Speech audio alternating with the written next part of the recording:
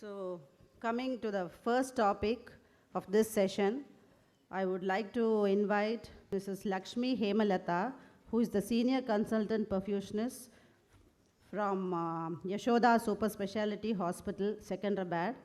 On the topic, she is going to present improved perfusion techniques for pulmonary thromboendarterectomy. Please welcome her onto the stage. Good morning, everybody. I'm Lakshmi Hemalata from Yashoda Super Speciality Hospital, Secunderabad. Today, I'm going to discuss briefly about pulmonary thromboembolism and our improved perfusion techniques. Pulmonary thromboendarterectomy is a permanently curative surgery, whereas perfusist plays an important role in better outcome of the surgery. Chronic thromboembolic pulmonary hypertension is one among few surgically correctable hypertensions. Here, the pulmonary hypertension can be treated either by pulmonary thromboendarterectomy or lung transplantation. Pulmonary thromboendarterectomy is better than lung transplantation because low operative mortality and there is no wait for donor, and we can do electively. Problems like immunosuppression drugs and rejections are not there. Chronic pulmonary thromboembolism is the one of the cause of pulmonary hypertension which can be curable with surgery. This is the data to estimate possible pulmonary thromboendarterectomy patients. In US, approximately 6 lakhs patients have an acute pulmonary embolic event. Out of these patients, 90% survive the acute episode. Only 0.1 to 0.2 survivors develop chronic PH. So finally, 540 to 1,080 patients per annum will develop in US CTE PH. In India, approximately 25,000 patients suffering with CTE PH. These are the responsible conditions for venous thromboembolism: orthopedic surgery, trauma, malignancy, pregnancy, and some genetic abnormalities and other genetic processes like sickle cell disease. The main source of pulmonary emboly is venous circulation. Femoral, iliac, and pelvic veins are the major sources, and subclavian and dilated right ventricular are less common sources. CTE PH presentation is often atypical. It has vague and non-specific signs and symptoms. Mortality is 20 to 30% in untreated cases, whereas surgery reduces it to 5%. It's a brief algorithm to rule out the CTE PH. These are the diagnostic tests. 2D echo gives the chamber size and function. Ventilation perfusion scan is to rule out CTE PH. This is one of our patient's lung perfusion scan demonstrating multiple segmental and lobar defects in a patient with CTE PH. And spiral chest CT also plays a very important role to exclude morbidities, comorbidities like mediastinal fibrosis, malignancies, and primary pulmonary vascular tumors. Pulmonary angiography is the gold standard technique to identify detecting intraluminal filling defects, and it gives the exact extent and nature of PTE. CTE PH can occur without symptoms and present late in course of disease and may remain asymptomatic for months or years.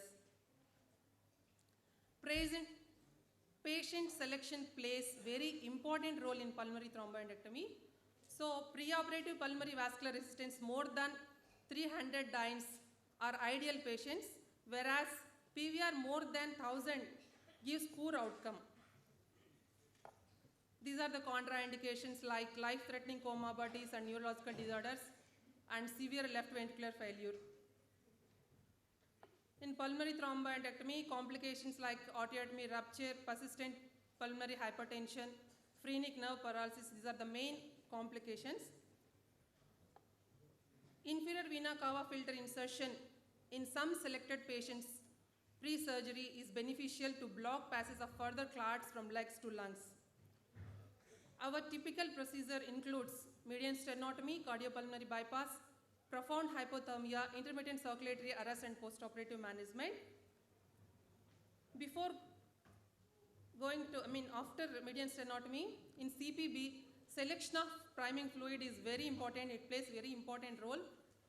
I'll be briefing the shift about intravascular, interstitial and intracellular fluid. When we infuse 0.9% saline in a healthy individual, the intravascular and interstitial spaces are increases. Whereas when we infuse 0.9% saline to a edematic patient, it further increases the interstitial space and it worsens the outcome. If we infuse hyperoncotic colloid, it does harm by decreasing interstitial and intracellular compartments. Why I am explaining this is the effect of isooncotic solution. It increases only intravascular space and remains the same the interstitial space, and it won't allow third space shifting. Pulmonary reperfusion edema after endarterectomy is the major complication in after pulmonary thromboendarterectomy. So we used fresh frozen plasma as our prime to avoid pulmonary reperfusion edema, and some hemolytic abnormalities like genetic abnormalities like deficiencies of antithrombin 3 protein S and protein C also taken care with FFP. FFP contains adequate levels of all soluble coagulation factors. Our cannulation is regular aortic cannulation and high SVC cannulation to segregate SVC for surgery, and we have done separate IVC cannulation. We use two vents. Here one is main pulmonary artery and one from LA through right superior pulmonary vein. The most important thing is to empty heart and well vented to prevent distension of heart chambers LV from large amount of branchial arterial blood. And profound hypothermia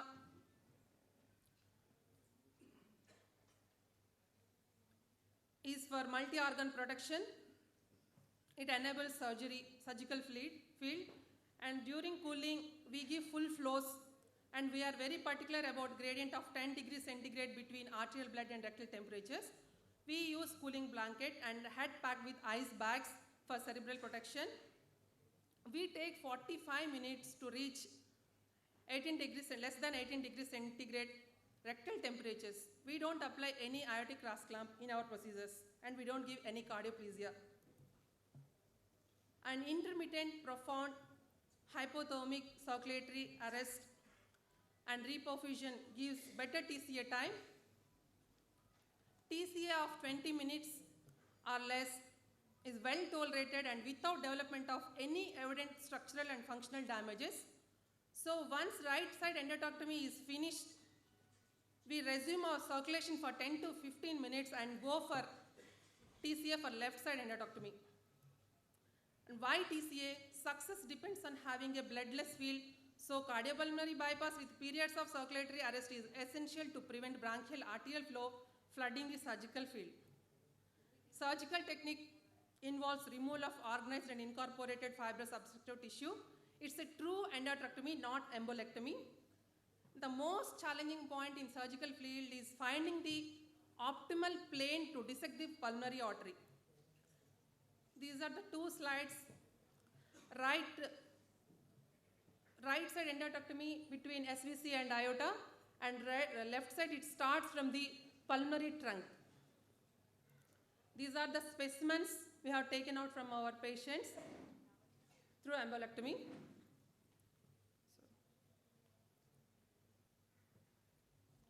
Once endarterectomy is finished, we reinstituted our CPB and rewarming commenced. During rewarming, we give methylprednisolone mannitol, and meticulous rewarming with maximum gradient of 8 to 10 degrees between arterial and rectal temperature are very important to avoid neurological complications, and we use sodium nitroprusside if necessary. We warm up till 36 and we make sure and stay there for 10 minutes to have no gradient between nasopharyngeal and rectal temperatures. Weaning of CPB should be slow and with proper inotropic support. And post-operative management is very challenging. Aggressive diuresis we had to use to avoid pulmonary edema. Nitric oxide plays very important role to decrease pulmonary vascular resistance and pulmonary arterial pressures post-operatively. And we have done 4 cases. Age ranges from 16 to 55 years, 1 male and 3 female. And etiology is DVT, 3 patients DVT and 1 malignancy. We had done for all patients bilateral endarterectomy. And preoperative values of pulmonary arterial pressures ranges from 45 to 120 millimeters of mercury.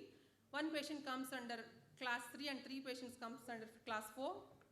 And CPB time ranges from 3 hours 11 minutes to 4 hours 10 minutes.